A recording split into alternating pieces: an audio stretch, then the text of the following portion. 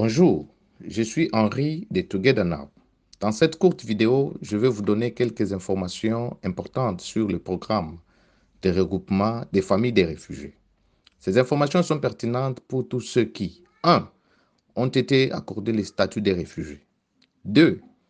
avaient formulé une demande d'asile avant le 28 juin 2022, date à laquelle l'acte de la nationalité et des frontières est entré en vigueur. 3. Si votre demande d'asile a été formulée avant le 28 juin 2022, vous aurez un accès restreint au regroupement familial et vous devrez contacter votre avocat d'immigration pour plus de renseignements et conseils. Préparez, planifiez, réunir.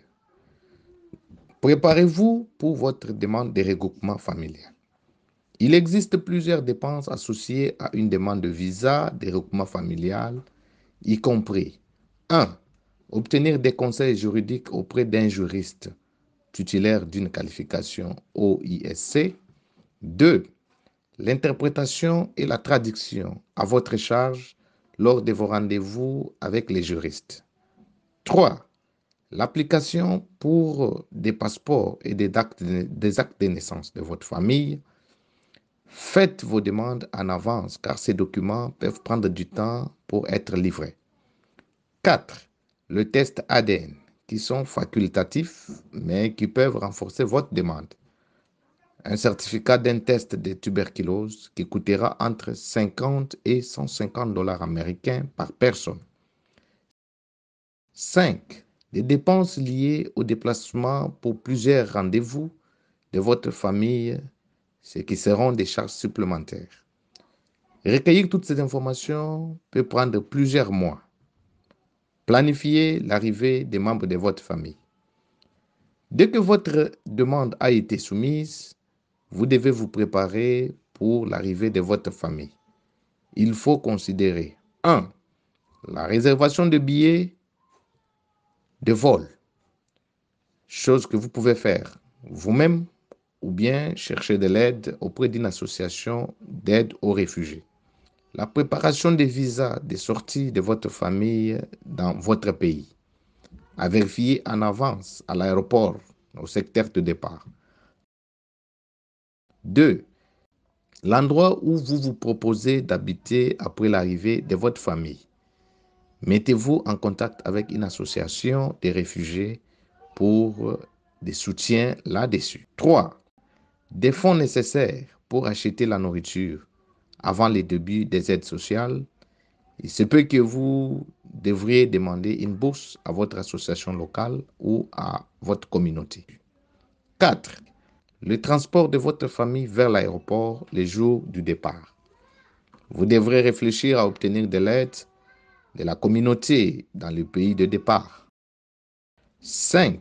Le transport de votre famille de l'aéroport d'arrivée jusqu'au lieu de votre logement.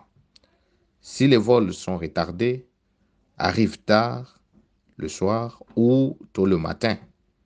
Ces considérations prennent du temps et il vous faudra peut-être de l'aide.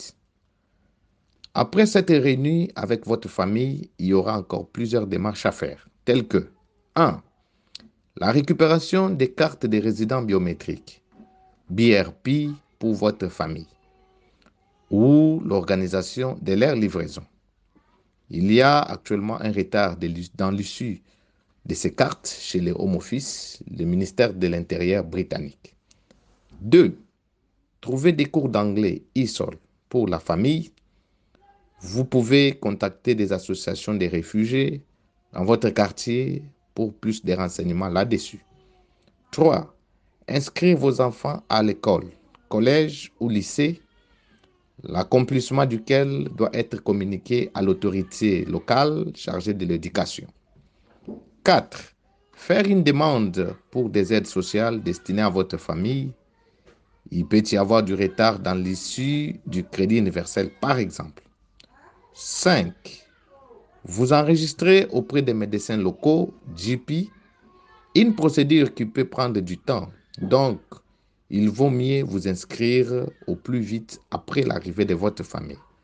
Aidez votre famille à créer des liens et contacts avec la communauté locale et à s'ajuster à la vie au Royaume-Uni.